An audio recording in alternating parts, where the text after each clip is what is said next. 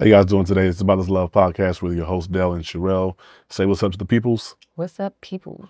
And I know you guys are usually used to us hearing our voices and not seeing us on video, but we're trying to switch it up 2025, try something new. About This Love. Well, we've done a couple of videos before, so this isn't really new. Yeah. Does that make sense? Yeah. But we didn't regularly podcast on video. Yeah. Today we were having a conversation in our car while we took our kids to the park to play. We also did a little fishing. I wouldn't say we caught anything. The kids is more so enjoy casting their fishing rods or the lure in the water, and that's just sufficient enough for them. But we were having a conversation today about just how in life people tend to, I wouldn't say give up their life, but they tend to trade things in life which are more important to chase the wind, per se, kind of metaphorically speaking. And we just kind of had a conversation about that, and just wanted her to kind of elaborate more on, because I think you told me the other day how that was something you kind of wrote down. I better write it down. Yeah. So in the car, I was what was I doing? I was driving, and I just thought about how, like, I felt like the Lord really was showing me how, gave me a vision, I guess, of how people kind of give up their world for the win. And it's like, well, it's like, Lord, what does that mean? Like giving up your world. Um, and I guess it's almost like giving up like the things that he has given to you in this lifetime to chase the wind. Mhm. And the wind being like, let's say you watch the wind kind of, blow through the trees. In the same way, we can watch other people kind of experience the wind. It looks like something that, that they can experience. And it's like, oh, well, it's right there. I could probably experience the wind as well, but it's nothing that we can see. It's nothing tangible. It's nothing that we can really do to, make it come or go. Yeah. And so it's almost like, you're going to give up what the Lord has like placed in your life as roots, and foundation, to go and chase something that's actually not tangible. You know what I'm saying? At least not for us believers. It may be tangible. I mean, it's probably not even tangible, for Well, non-believers. I would say that sometimes it's not even that it's tangible. I'm sorry, not tangible. Because I would say, well, what if I have a wife and 3 kids, but I work 17 hours a day, 7 days a week? That's tangible, but in the long run, is that really going to be beneficial to my family? One of the things that I do is I meet up with a group of men. We're all believers once a month, and we have these kind of conversations. One of the conversations that we have is one of the spiritual fathers of our group. He always says to me, when I was younger, I chased money, and I think that more so whenever I say chase money, I just want to kind of say that I'm not talking about, well, you got to work to provide for your family, of course.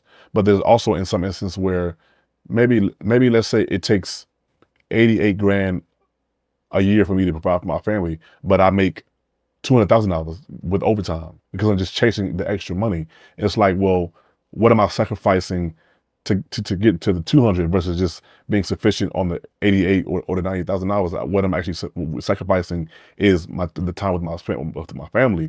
And yes, the money I'm making is tangible, but is it really worth it in the long run? And that's one of the things that we have conversations about. He always tells me, like, hey, from an older man who now has children who are about to be in college, let me just tell you, because he says often, it seems like I blinked the eye and my kids were in 6th grade, and then I believe that and they were, now graduating, getting ready to graduate from high school or now going to college. And he was like, I realized that, when I was a younger man, I chased money. I sacrificed so much time with my children and chased money. So for you, a younger man, I don't want you to do that. I don't want you to chase money, because what you actually sacrifice or give up is time with your family.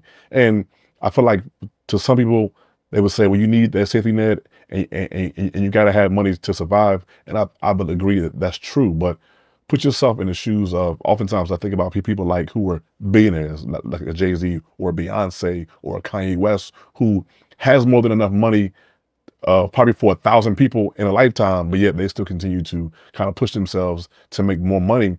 And while I'll say I'm not counting nobody's pockets, but I think that oftentimes I think about that. I'm like, wow, what are people actually sacrificing to be able to do that? Because let's be realistic. If you live in America and you are 100 millionaire, you could probably meaning that you have $100 million or plus, you could probably go somewhere and buy a house and live for the rest of your life, not have to work. If you live a fairly modest lifestyle, I know you can because remember the other week we went to a birthday party. I was telling my wife there was a rapper I used to listen to, and I actually searched him up like, yo, where's this guy at now? And when I searched him up, it was like, yeah, this so and so lives in like a rural town up north in a regular size house like when me and my wife would live in. And he in the course of his career he made about $40 million, and now he doesn't really work. He spends time with his family, but he does put out projects like once every 3-4 years. But it's like when they asked him, he was like, I realized one, I didn't really like Hollywood. I didn't really like being out in the forefront like that. I realized what I really wanted to be was just a family guy. And I was like, wow. And this is somebody who's not a believer. So when I say things like that, it's like, well, if somebody and from that aspect, he realized that what was more important to him was actually his family, not making more money. He's like, hell, I got $40 million. He could have went out and made more million out of them. Just like, no, what it actually takes to make that money is time spent away from my family or away from my children, and to me, it's just not worth it. So I think about things like that from bringing that down to the perspective of like I said, a younger man. I'm not a young man, but I'm a younger man. It's like, am I willing to chase the win and give up my life, in the forefront? It's like, no, I'm not. And over the course of my life, I've had many different men who are believers tell me that, hey, set your heart. You and your wife get together, set your heart on a specific number, and when you get there, be content. Yeah. The world will always tell you, oh, yo, you can make more. You made 2K this year, 200K this year. You can make 220 next year, and after that you can make 250, and you make 300,000. It's like there's always more and more and more that you could always want to continue to go for. But what do you actually need to provide for your family, and you actually be able to be present in your home and be a role model for your children, and not just be like, yeah, dad was there, dad bought us cars, clothes, but he was never really there. You know what I'm saying? I think I think about that oftentimes. When I watch podcasts, even when I remember I watched a podcast, Club Shay Shay with Shannon Sharp, and somebody actually asked him that question. Somebody asked him, with all the money and the fame that you've accumulated over the years, do you kind of regret, not being able to be present in your children's lives? And for him, he was like, well, I can't do anything if I'm broke. So to answer that question, he was like, no, I don't regret it. And hey, to each his own. I'm not going to judge somebody for what they, what they value. You know what I'm saying? Well, I think, okay, something you said, I think it's like two things or two thoughts I was having. The first thought was just that to you, maybe what you were saying was like $88,000 a year. Just throw out any random No, number. I understand that, but $88,000 a year. I've heard stories where people were living off of, like, a family of 5 was living off of $15,000 a year, and they were saying that to say, and the wife didn't work as well. But they were saying that to say, well, we knew what type of lifestyle we would have. And I think right now in this season in life for me, and I guess, I mean, for our family, I'm back at home. There was a season where I was working, but even then it was still kind of like, yeah, am I really about to go and work like 5 days a week, or am I just doing enough because we've had a couple of incidents that happened, and I just feel like maybe I could just dust my license off and kind of pick up a couple hours. And so like right now in this season, it's like, would it make sense for me to go and work? And I think it was actually really encouraging and actually freeing to hear other homeschool moms, stay-at-home moms and wives talk about how, like, no, you don't really have to worry about those things. Like, what you have to worry about is, or not worry about, but what you have to set your sight on, or put your focus on, or what are the goals? Like, so yes, you're going to be home. You and your husband have established that, or maybe there's some single mothers who homeschool, but it's like, okay, so you're going to be home with your children. That's something that to our culture around us, that's a big sacrifice because you're missing out on that money that you could be making. And it's like, what was freeing to me was hearing a mom say, okay, what are the goals? Like, what are your goals for your children? So once you figure out your goals for your children or for your family, that will actually help you, kind of like what you were saying, like, what's the number? Because if you know the number, like, that'll tailor, that actually, first of all, that brings order to your life, because then it's like, okay, I know what I'm doing. I'm not just out here working, just doing, just because, until like the end of my days, but I'm actually like working towards something. But it's like, once I get to that thing, well, what are we doing from here? And I think that'll help you either take on opportunities or not take on. Because something else you said, where I was thinking, yeah, that actually just sounds like you're not chasing every opportunity that comes up, which will happen, which you could either get into, the schemes. You can fall into the schemes of the enemy. You can fall into just schemes in general. Like, oh man, I got this, finance, whatever, MLM. You just put 500 down and then you'll make 1,000 back after you get like 15 friends, and you know what I'm saying? Yeah, I get what you're saying. And so, but for me, hearing that about like you even do that down to your children, because like when we first got married, we did that. Like we were like, okay, well, our goal is to live off of one income, even if we both work. Yeah. So because that was just one of our biggest goals with getting married, it was like, you know what? We're gonna live simply. So that actually, I mean, it affected the type of homes that we looked at as far as purchasing.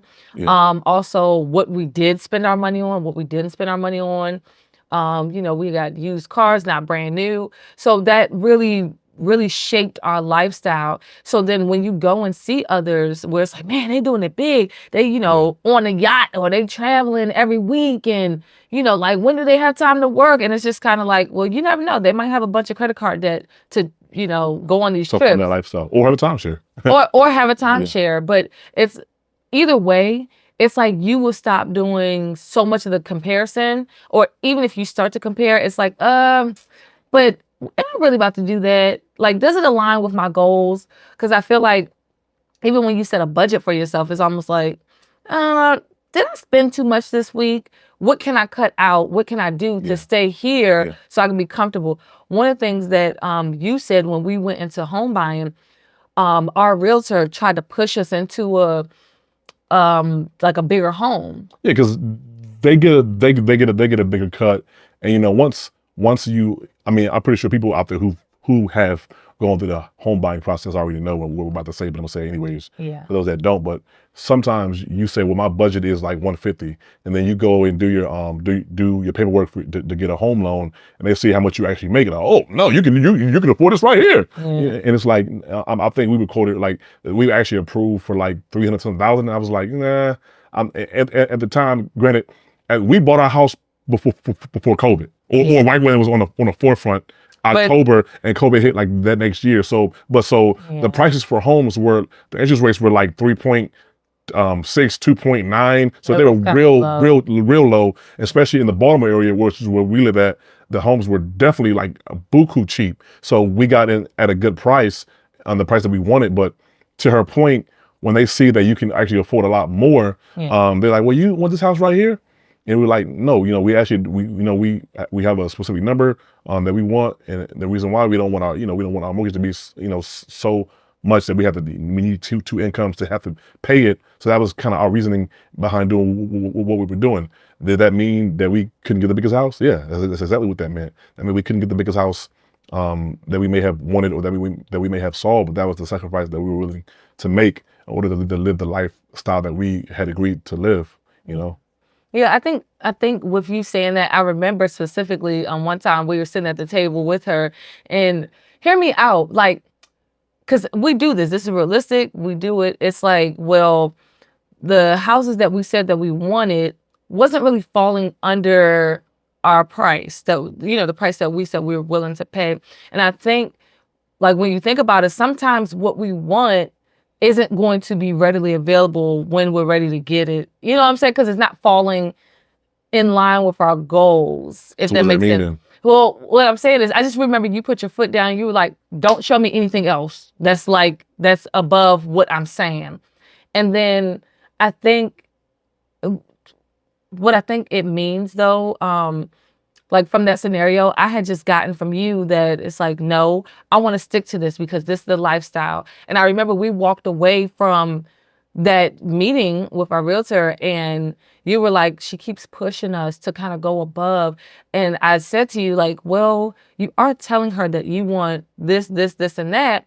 And how is she going to provide for you or show you the houses that we want when, in the price range is like not on the list. And I don't know if that's a tactic. I'm not into real estate, so I don't know if that's a tactic that they use to try to get you to go above your budget. So they get bigger cut. Yeah, but what you said though, I remember you looked at me and you said no, because I want to make sure that we can afford this. And remember, we were coming out of a situation where I think a year prior, we were both out of work for like 3 months together, sitting on the couch, broke toe up together.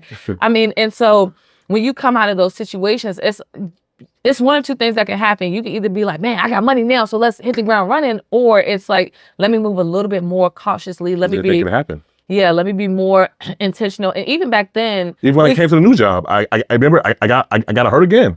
Yeah, like so, I for like a little over a month. So it's like you never know.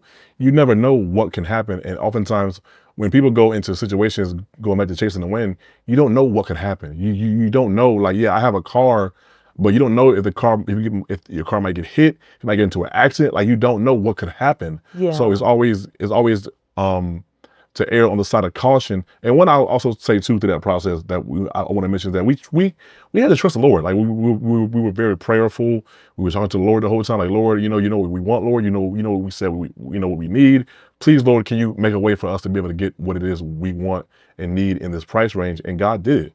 We live in a good neighborhood. We drove through here, our neighborhood, a few times at nighttime. We even came here with our buddy a few times at nighttime. He's like, man, they were quiet. I was like, yeah, that's what we want.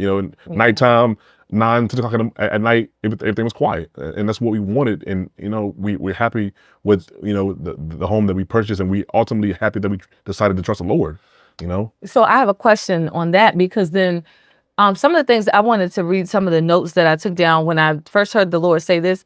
I do what I do. I do a voice recording, but I transcribe it so that I can actually read what I'm saying. Because a lot of times, if I'm driving and it's quiet in the car, like without the kids, that's when I feel like I tune everything out. Of course, I pay attention to the road because people are crazy, but I just voice record and then I go back and read it. So it's almost like what's our world? Like, I think I was asking the Lord, what are some things that are our world? So like you said, you made a good point. Family, that's our world. That's our foundation that the Lord is given to us. Maybe the things that we've prayed for, the things that He's brought in. That we value. The things that we value and that we've allowed the Lord to bring in and establish in our lives. And it's almost like we kind of throw that to the wind. Throw caution to the wind. Yeah. Well, one of the things I'll always remind my wife and myself, and I even have conversations with guys at work about this, and I was like, listen, not when I tell them, I don't say as believers, but I say, listen, you have to realize that this world is anti-family, anti-marriage, anti-God. Like anything that aligns with what God desires for His people, this world is anti. Like, you see a lot of talk shows, man, ain't nothing. He got it. It's like, oftentimes I think that even from the perspective of men, when I hear women say what they want in a woman, I'm like, well, do you want a wife or do you want a slave? Like, I don't think you want a wife. I think you looking for like one of the little robot chicks or something. Like a servant. Yeah, a servant. And so I say that to say that this world is anti-God. They're anti-marriage, they're anti-family, and they'll say that they're not. But look at the systems. Look at the child support systems. Look at the YouTube content that are pushed about dating and looking for a man, looking for a woman. It's like, actually look at it, really analyze it. And I oftentimes I ask my wife, I said, man, can I ask you a question? She's like, sure. I was like, do you realize that a lot of these people up here that's talking about how to get a man, how to get a wife, they ain't got one. It's like, so you're such an expert on how to get a husband, how to get a man, how to get a woman, how to raise a family, but you ain't got neither. Like you ain't got nothing. The only thing that you have is a YouTube following and a YouTube check that has afforded you to live a very good life, more than the average person could in America. But besides that, you don't have anything. Yeah. You spent your life chasing the wind. Yeah. And as Christ was saying in the Bible, you've received your reward. Yeah. That's really good. Yeah, I mean, when you put it like that, it goes back to what I was saying just about like, what is your goal? I think if we establish why we do a thing, because I don't think that we actually take that time in young adulthood, like coming out of like our parents' home, even if you still live there, but coming from up underneath their rule and authority, and because you go from somebody telling you what to wear, what to do, when you're going to eat, when you're going to do it, as a teenager to like, okay, adulthood, you get your own job, work, just find somewhere to work, or go to college and then still find somewhere to work and then, just go about your life. So I don't think not too many people plan their lives out. I mean, unless you have like arranged marriage or anything like that, no one's really planning their life out until, what's the thing that everyone says? Oh, well, you got to live a little. How are you? And no one ever talks about like what type of living we're actually going to be doing when we're just living a little. I remember I was in the salon, and I've shared this on previous podcasts. I was in the salon and I was telling the older ladies, yeah, I think I want to settle down and be married and, this and that. Girl, you still young. You still got time. You got time for all of that. Like, why settle down? And you have to think, like, these were maybe hurt married women. These were maybe divorced women. And so I got what they were saying, like live a little, but a lot of times they may be speaking to you from their regrets in life. And so it's almost like or trauma. Or trauma. And maybe what they could have, should have, would have done. Like, well, if I was your age, I mean, because I feel like I look at younger girls now and I'm like, you know what, if I was 21 again, I would do that. Would I do things a little different? I would do a few things a little bit differently. But it's like, I'm talking from if I was in your predicament right now, if I was in your position, what would I do? You have a great opportunity to start something new, to do this and that. Don't just throw it away. And what I'm really saying is actually think about it. Think about what you're doing. Don't jump into that relationship. Don't, run to that job. And yes, you might need the money as a young adult. You might want to go travel because, everyone's traveling on TikTok, Instagram, or having a good time. You might want to go and, I don't know, go back to school. But it's like, do you really want to do that? Like I said, I think it was really freeing for me just listening to the different homeschool moms. One woman said she knew from the beginning that she wanted to be a mother. And hear me out. Didn't I just tell you this the other day? I said, Dale, I've known since middle school that I wanted to be a mother. Now, I wish that I was in a predicament where I could have said that and known that it wasn't looked at as negative. And it would be like, you know what? You want to be raised to be a mom, a homemaker. Let's, I don't know, get you into some home economics courses. Let's get you into some, what are the child courses? Like where you're learning how to, Development. some early childhood development courses. Actually, how about, because you want to be a homeschooler, why not go to college or start to prepare and go to college to be a teacher so that you can learn how to teach, Yeah. Like, and people don't think that way. People don't just take a split second, same way, I want to be married. How about we get around some married folks? Or a better question is, why don't our colleges have curriculums that are geared towards marriage and raising a family?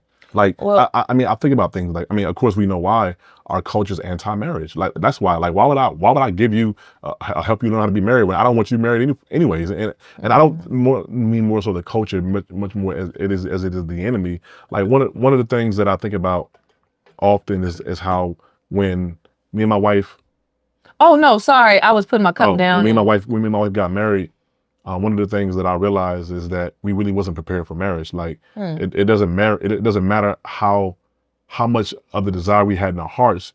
We wasn't prepared for marriage. And what I mean is we didn't have the tools to build a successful marriage. I mean, it didn't matter how great the desire was. Like, I have a buddy who's a master mechanic. He's an auto mechanic, and he can listen to your car and tell you what's wrong with it. He has the tools to fix it. He know how to fix it, how to diagnose it. But when we got married, only thing we did was we had tools, but we didn't know how to fix the car.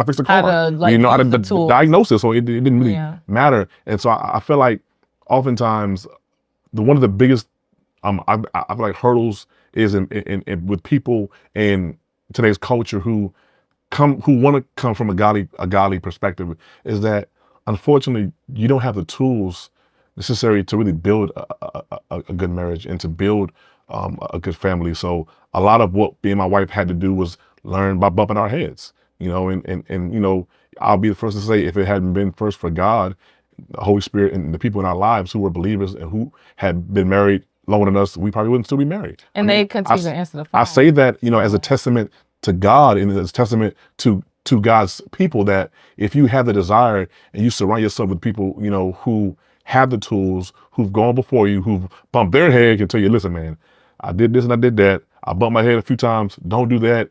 No need for you to bump your head. I bumped mine, so you don't have to. I feel like then you're able to actually navigate these things. And this has always been me and my wife's heart with About This Love podcast, is to kind of help the generation our age, which is mid-30s and younger, to be like, hey, if you want marriage, if you want a family, go for it, and we can actually help you to get the tools necessary to be able to build that. Because one of the things you have to realize in today's culture is, again, they're anti-marriage, they're anti-family, they're anti-God, and a lot of the ideas that I hear people spitting, the rhetoric, what's funny is, like, we're so caught up in, I would say, with TV programs, that people don't even realize that the thoughts that you have aren't even your own thoughts. Like, I remember we was in a video chat today, me and some other men. We were going over a book study by Jason Wilson, called, titled, the book is the moment. The moment. What was it called? The man. The moment demands. I'm sorry. The man. The moment demands. And one of the things that one of the guys had said, he said, "Let me ask you a question. The thoughts that you have, do you think those are your thoughts? Like you want to go out there?" He was talking about, like, young men, young guys and women. You want to go out there and bust down 5 chicks. Are those actually your thoughts, or did you watch something or hear something on music that actually made you think that? Like, we don't even realize the thoughts that we think aren't even your thoughts. Yeah. So it's like, you're being persuaded by something or entity that isn't even, these thoughts aren't even yours. They don't even belong to you. You've just adopted them. It's like sometimes when I hear people during the whole election, people were, well, yeah, we're doing this. I let myself, like, where you hear that from? You heard it from Trump, or you heard that from Kamala Harris? Like, people, we don't even realize we live in a world where our thoughts are not even our own thoughts. And God forbid, let somebody say something contrary to what the word is today, or what the thoughts of the world is today. They'll either be hung or crucified. Metaphorically speaking, of course. It reminded me of this scripture, so I just looked it up really quick. Do you mind if I read it? Go ahead. All right. So finally, brothers and sisters, whatever is true, whatever is noble, whatever is right, whatever is pure, whatever is lovely, whatever is admirable, if anything is excellent or praiseworthy, think about such things. Whatever you have learned or received or heard from me or seen in me, put it into practice, and the God of peace will be with you. So, I mean, like, I thought about that, and I thought it was appropriate. Oh, did I say what it was from? Philippians 4:8. And I thought about that scripture because I'm like, you're absolutely right. And because of that, like, let's say somebody like me, and actually you as well, because you have downtime on your job and I have downtime at my job here at home. But, like, when there's free time, or if I'm, like, kind of, I'm tired of hearing the kids, like, I hear them, but it's like, I want to hear, like, another adult. I want to speak to another adult. Either I'm cautious to, like, who I'm talking to, like, I'm careful about who I'm speaking with and what we're talking about. Are we edifying each other in our conversation? Like, every time I'm like, oh yeah, me and my friend, and you're like, well, what do y'all talk about? I'm like, well, actually, we do a lot of edifying on the call. Like, no, we're not going to talk like that. We're not going to cut up that bad. You know, Yeah. we don't really talk about, we don't gossip about people. And it's hard. It's kind of hard to believe, but it's almost like, that's like years in the making. Like, no, we really want to be women of virtue.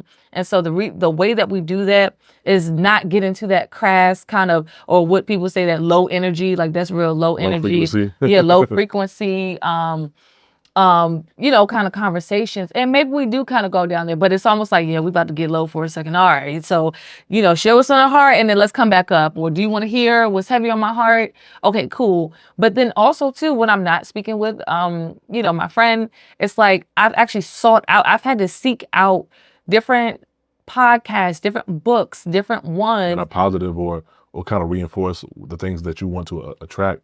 Yeah, like they're godly women who want to raise their children up to be a certain standard. I won't say exactly as my standard, but they are women who are in the Lord. And no matter what you want to do, I feel like secular people do that too. Man, I want to be a go-getter. I want to be a this and that.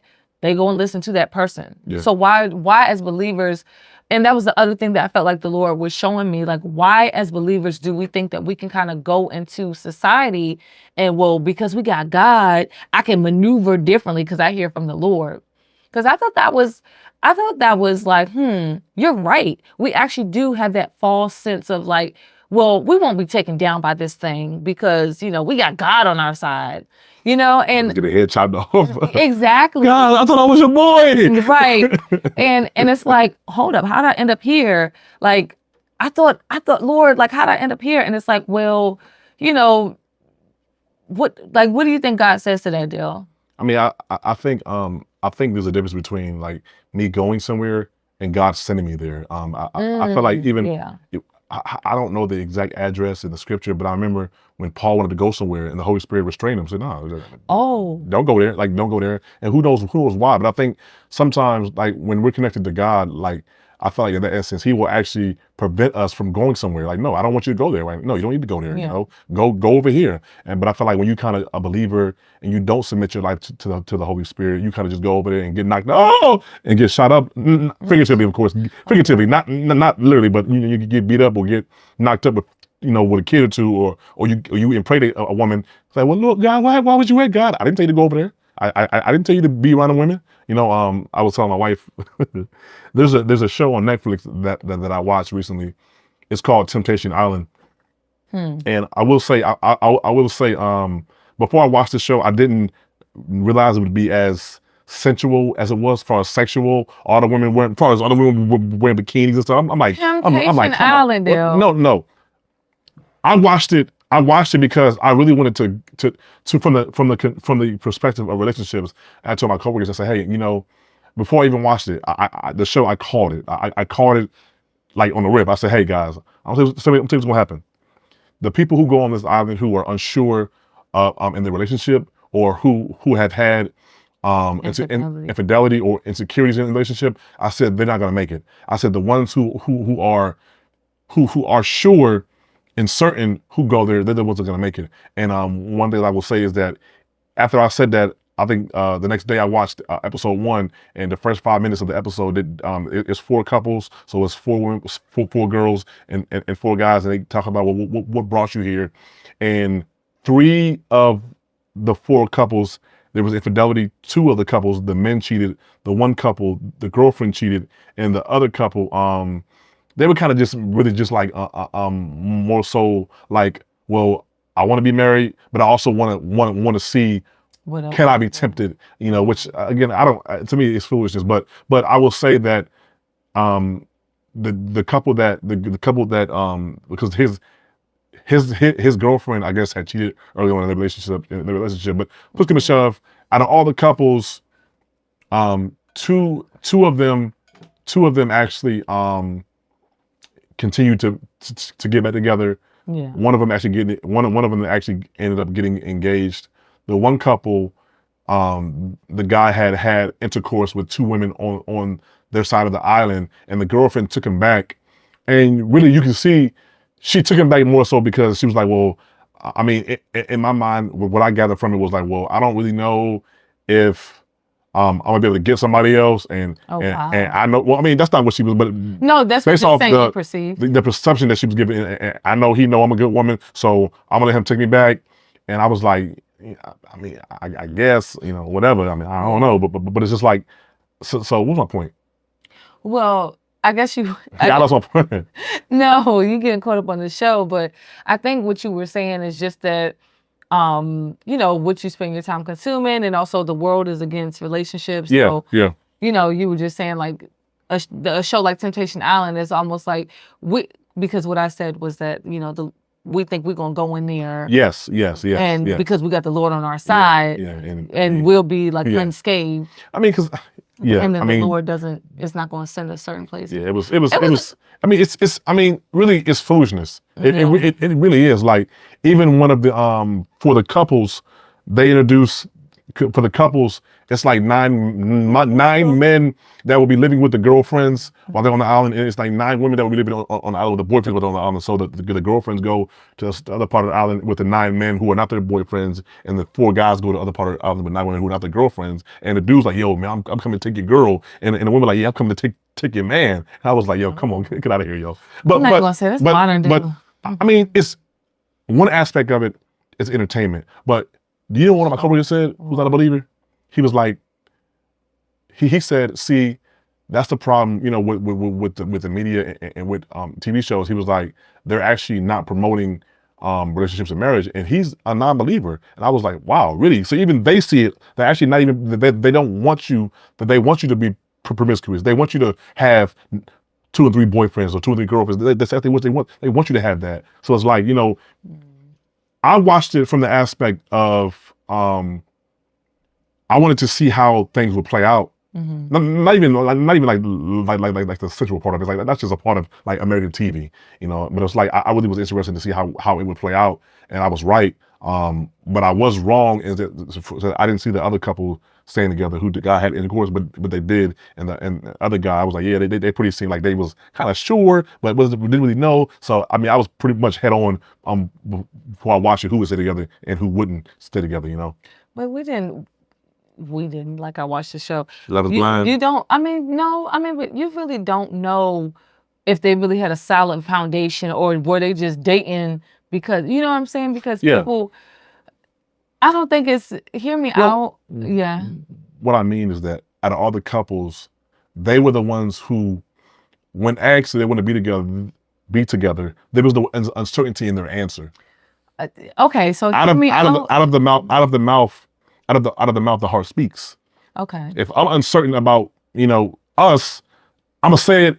I'm going to say it, but that's a heart issue. Hear me out. But if somebody placing a whole spread in front of you, of like, and you feel like you got options, I feel like anybody would be uncertain. One guy didn't.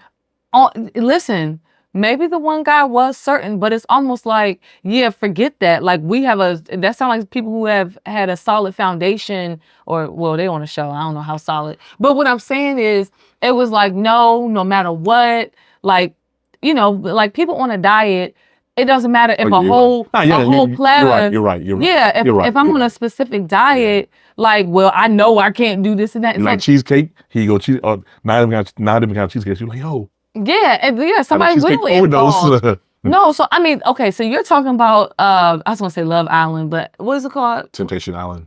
Okay, I was gonna say Pleasure Island, Lord. I mean, that's what it was. That's what it sounded like to me. So you're talking about Pleasure Island, but on the other end of it, and here I go with my like homemaker, because this is all I watch is homemaker videos, my K-dramas, and that's why I like K-dramas, because at the end of it, they still come together, they still have community, they still have family. Now they do got their drama, but they got, at the end of the day, it's like they got family. Unrealistic may it be as far as like some of the things, like it's no way like the person always gonna show up every 2 seconds when you need them, right? But come out of the ground, yeah, you see something like, yo, right, like, who, yo, you Batman somebody? Exactly, but I still love that they still come together. There's like a part where they're coming together, and it's really big to have the family's approval. But not to Even get, if it's surface level, yeah, it's still I family. mean, no, they kind of go deeper. Like if it's surface level, they address it in the movies. Like that's what I like about it. It comes up. It don't stay surface level for long. It actually comes up, and that's why I like the K-dramas anyway. But kind of going back to like what this one homeschool mom said, like, well, if you know your goal, if you know your why, once you figure out your why are we doing this? What's the master goal? Well, why are we living this life? What's our master goal for our life? Like, if it's to serve God and please God with how we're living, that bare basic goal, is bare basic to us, right? Yeah. I want to serve God with my life. I mean, listen, it took me for one day to sit down. One day I sat down. I remember sitting in my apartment and I had a journal, I had a prayer journal, and every day I would just write a prayer. What's the prayer on my heart today? What I hear the Lord saying today? And I would just write it down. And I got to a point where I was like, Lord, I actually just want to live for you. I think even in your mind, something in your mind just kind of shifts. It's like, well, if I want to live for God, let me start, I don't know, reading books about God, or let me start getting around people who, whether they are godly or not, they claim to be godly, they claim to be going. And I think that's when your different interests or your different ways, you start to branch off into those things, and it'll really direct you. Because what was that scripture when we were talking about it earlier? You were saying, what was the scripture you were saying? What scripture? You were saying how the Lord, like man plans his steps, but the Lord directs. Oh yeah. It's the Psalms. Man makes his plan, but God directs the steps. Yeah. So I don't know that. I don't know the specific address. You can probably Google the address. Like those who are interested in that specific address. Like, yeah, but no. So I mean, so exactly though. And this is how you don't get off kiltered by just like, oh, what's going on over there? Like, by the wind, by like what's flashy, it's like, yeah, I see that, but I actually don't need that. I actually don't need to, something like a Temptation Island. First of all, would you even be on a Temptation Island? You know what I'm saying? Would you leave it's like certain things, like, would you leave your relationship up to chance for that? Why are they on there? Let's be real. Probably money, exposure. Yeah, you know what I'm saying? Like, they don't hear me out. Like, if I'm on that, what's that? That other one, The Ultimatum. We did watch that. I didn't watch it. You watched that. I watched Love is Blind with you, yeah. You fell asleep. That's what she liked them watching them little No. First Sight, Love is Blind. I'm like, man, get out of here. Love at First Sight is totally different. If you know, you know. It's totally different than Love is Blind. Yeah. Because I feel like Love is Blind is the most frustrating. Like, if you want to be frustrated and mad, like, watch Love is Blind. You know what's frustrating about these TV shows, and me and my wife, we always have these conversations when we're watching them, is that I wonder how much of, because we ask ourselves questions a lot, like, hey, even to our other friends who are believers, do you think somebody could actually meet somebody for the first time and actually be married, and what do you think they can be married in a long lasting marriage? I think the answer to that is yes, they actually can. But I think too much of the culture, because I mean, when you think about was it Abraham's son, when the servant went to find him a wife, or did he end up going himself? It was one of the sons. I think it was Abraham's servant went to find Isaac a wife. But my whole point is that, like, he saw her for the first time, and they were married, and later we know that they still were married because they birthed the nations. So it's like the 12 tribes, well, 13. You think about was it Benjamin? It's 13 with Benjamin. So it's 13 tribes total, but 12. But my whole point is that yes, with the right godly culture and being held accountable, yes, you can meet somebody for the first time, and you guys create a godly marriage and a godly bond and create a family, so forth and so on. But I feel like it's too much of what we have today as believers is too ingrained with the world's culture. So that won't allow us to, we're too ingrained with the world's culture. So that won't. So by that alone, we can't. But if we didn't have that addition in us or in our souls, we could actually meet somebody for the first time and, like, you know what, she's a woman of God, he's a man of God, cool, let's get married and start life, start a family together. Because when you actually look at people, and let's just go ahead and keep it 100, and keep it all the way real. If you look at people, Clearly, people don't have the right discernment to pick their own spouse or a girlfriend or a wife. Clearly, they don't. Hold on, based on what are you saying that? I mean, look at how many people you know who may have been with somebody may have been with different people over the course of 3-4 years or 4 or 5 years, or been married twice, or been with somebody even now, and they don't want to get married, or they don't want to marry them. It's just because it's convenience. I mean, when you look at that alone, like, clearly you see that that's not the case. Yeah, but I think you can't just put a blanketed statement like that onto those scenarios. And I say that because it's like two things you said. You started off our conversation saying that we did not have what it takes to be married, but then we've almost been married 10 years. But we have the godly culture. Yes, the godly culture. And so that's what I was going to say. And then something else that you said was that you just said it, like the culture doesn't promote that.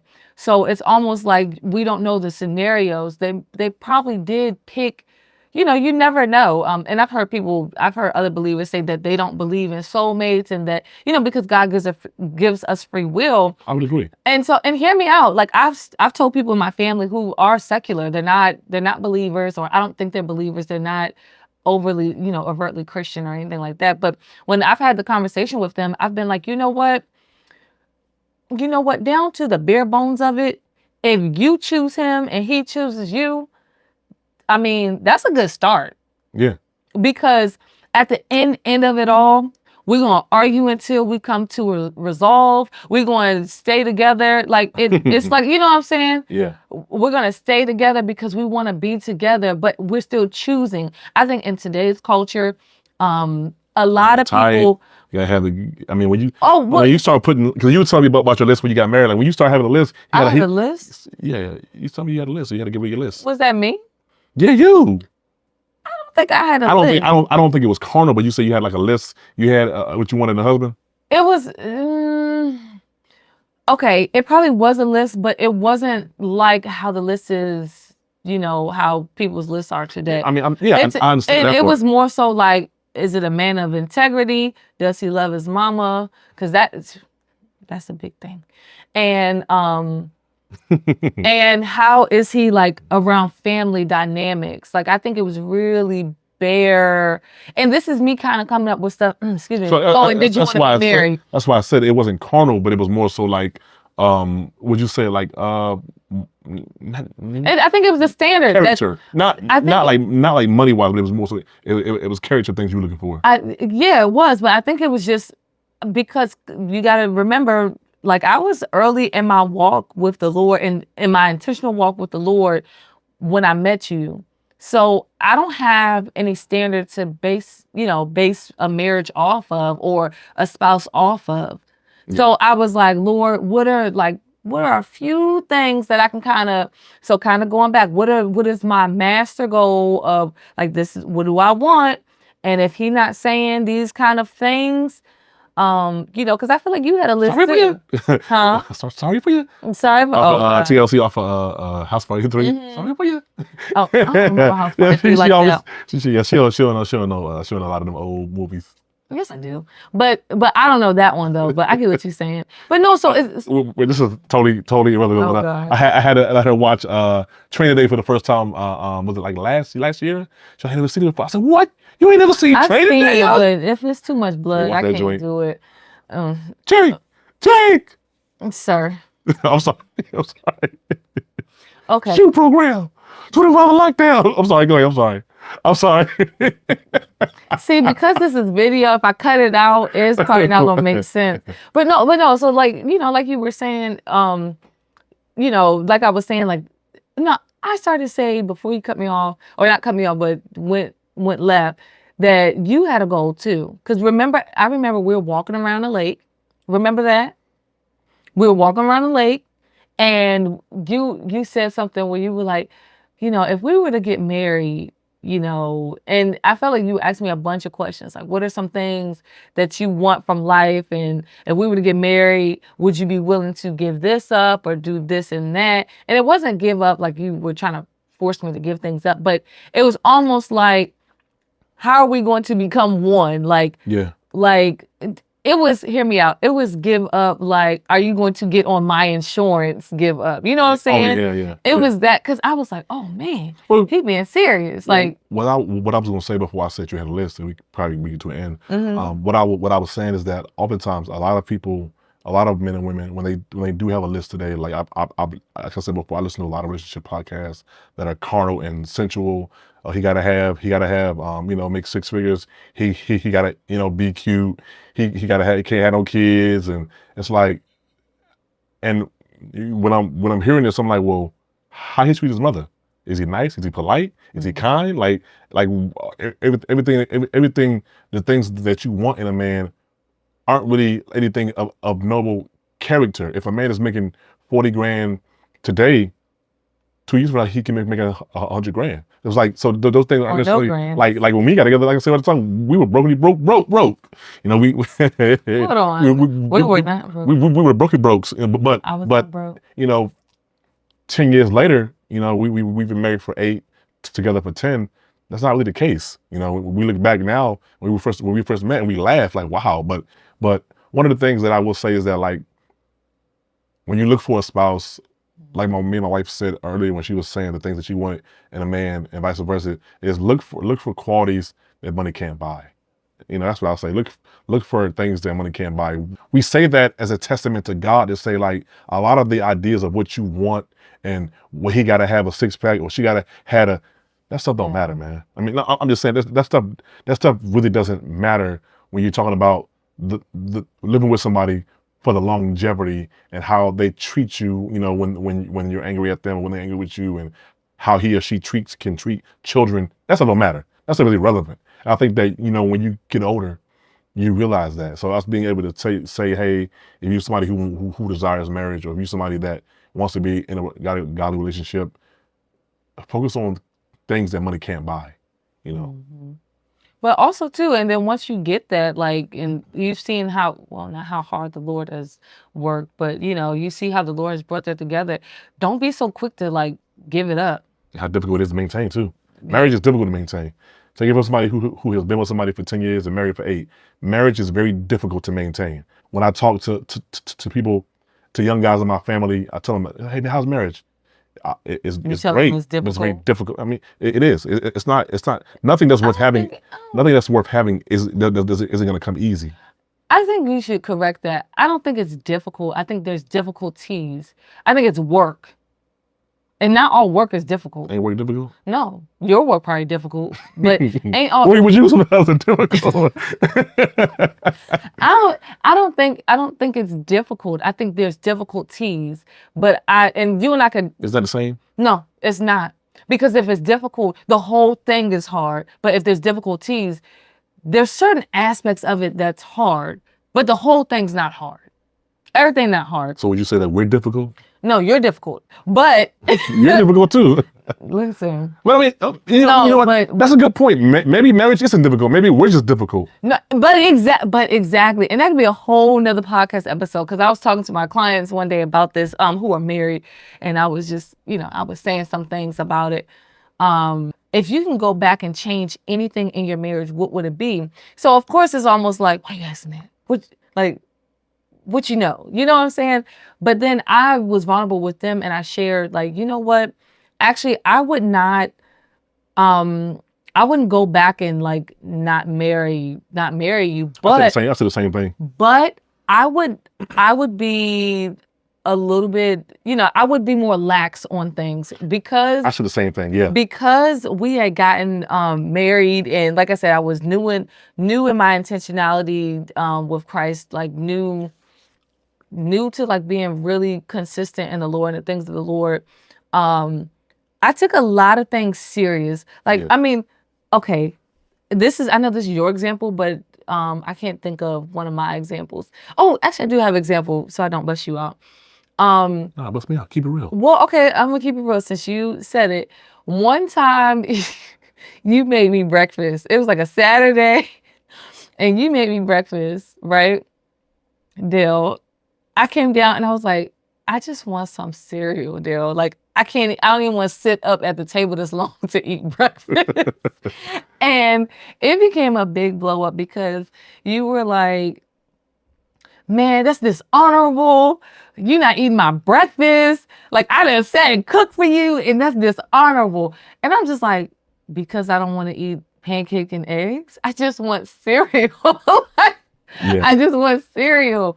Like, it's just, and on one hand, like, I don't know, maybe it could have been like, oh, okay, maybe we'll eat, breakfast for dinner, or sit and eat this, I'll eat this and you eat your cereal, but we still sit together. Like, being married, like, to this point, that's probably something we would do. But back then, it was almost like, you said I was being dishonorable. I was like, you being extra. Like, Yeah, what? One of our spiritual fathers, he'd be like, man, what it is, y'all young, and y'all got energy to fight. And this is true. Yeah. Like when you get older, have kids, you're like, I don't even really care, yo. She just yelled at me, I don't even care, yo. Like whatever, yo. But yeah, so one of my examples is that, so I had just been listening to a Bible teaching, and I was like, you came home from work, and I was like, oh my gosh, Dale, like, this was a revelation from the Lord, and I heard this and that, and let's talk about it, and let's, take notes down and compare notes, and what's your vision from the Lord about this when you hear that? And you were just like, I don't know, Charel. I don't know. And I'm just like, is he a true man of God? Like, are you a true man of God? Like, you don't know. But, I wasn't mindful that, like, well, maybe he actually needs to sit and ponder on it. Like, he needs to sit and think on it. Maybe I shouldn't ask him when he first come off from work. Maybe I should just ask him about his work day. Like, I just so was, like, zealous for the Lord that it's almost like you forget, like, the humanity side of, like, your The spouse. practicality of just the day-to-day. Yeah, of that. And I mean, maybe there's time for that. Maybe, I mean, I hate to say, oh, there's no time for the Lord, but it's almost like maybe you just need to check in with your person, and that's still the Lord. You're still showing, fruits of the Spirit towards your person. You're still putting the Lord on display. And I think within the last like 3 years, I've really had to learn that. I mean, we're still learning it, but it's just like, man, I'm sitting here talking about this Bible teaching and not doubting that you were actually wavering in your faith, because then that's another thing. Well, he don't go to church with me, or he don't do this and that. Not that that's an issue, but what I'm saying is, like, those things happen because we have this idea of what it's supposed to be or look like, and then you realize, oh, your person's human. Yeah, one of our spiritual fathers, Dana, used to always say, man, just be, man, just be. We get an idea in our head of what things are supposed to look like, how you're supposed to, even men, just let things be. Mm-hmm. I think early on in my marriage too, that was just that was one of my biggest things that I would do as well. Too many situations that wasn't really that serious. I made it bigger than what it was, and now looking back, I'm like, yo, how foolish was I back then? Just like, yo. Now I'm like, I don't even really care, yo. Like my kind of like having kids. My kids were like, well, hey, looking at me. I'm like, I don't care, yo. Like, turn your head if you're an image. You're like, oh, I don't really care. But when you have kids, like the things that kids kind of get upset about, or the things that frustrate them, and you realize, yo, back then, I was a kid. Like I was a kid, I know my coworker. He said, one of his, he got two small toddlers, and he said sometimes, like, she's looking out my window. He was like, so, like, oh, and like, what you want me to do about it? Like, I don't care. Oh, but it's like you realize the minuscule things that kids argue about, and we do as well. Early in our marriage, just like, dude, like, it's not that serious, man. Like, whatever, yo. No, listen, your kids the other day, the boys were like, I guess, battling or something. And I was so tired. And so our daughter came downstairs and was like, they won't let me battle. A made up game. They won't let me battle. I looked at her and I was like, just grab your dolls. Come down here. Just come on, boo. And then battle with these dogs. Come on. Battle with me. Just come on, dude. Like, okay, I'm so sorry to hear that. Come on. And I fell asleep on Yeah. But it's just like, and all you could do is laugh at it, not in their face, obviously, but you just laugh, and it's almost so like minuscule. You're like, yo. It's like, this is so trivial. Like, it's not big. Like, and my friend was saying, she heard it because I was wrapping up my conversation with her, and she was like, man, don't even care if, like, bills getting paid, how the light, you worried about, did the light bill get paid? They won't let me battle. They won't share the doll. Like, all right, just come on, just quiet down, come on. Yeah. And so, and it's like, we can do that to God, you know, like it's a spiritual, you know, there could be a spiritual war in effect, like in our lives. And it's like, well, he didn't call me like at this time, and you know, or we didn't pray like at that time. Like you can really be that dogmatic about a thing, and I think that also too like chokes out your love for your person or your love for the Lord. Like you know, there's one thing being committed. And I think we mix that up with being, was it religious or dogmatic? dogmatic? I was gonna say religious, yeah. You know, or what do you call it? Legalistic. Yeah, or legalistic. And you know what? And I think that's what also lends us to like, oh man, like that couple over there. Like I mean, I've been a victim of that. That couple over there, it looks like they're always smiling. They always got it together. They look so perfect in their pictures. Their kids look perfect. And it's like, man, my marriage not like that. Something must be wrong. So then it's almost like, well, should I go and like this ain't working, so I should just give this up, and we're not traveling, so I should just give it up. No. Yeah. So thank you guys for watching our About This Love video. We had a fun time with you all. We hope the video kind of added an extra layer to the audio. We'll still probably post the audio as well, but No, we will post audio. well, we will post the audio Yeah. somewhere else. I mean on the podcast streaming platform, but the video you can also see on our About This Love YouTube page. So until next time, thank you for listening to us. We hope you enjoyed the conversation. We hope to hear from you guys in the comments, and if you like the video, subscribe to our channel. Until next time, peace. Peace. About This Love.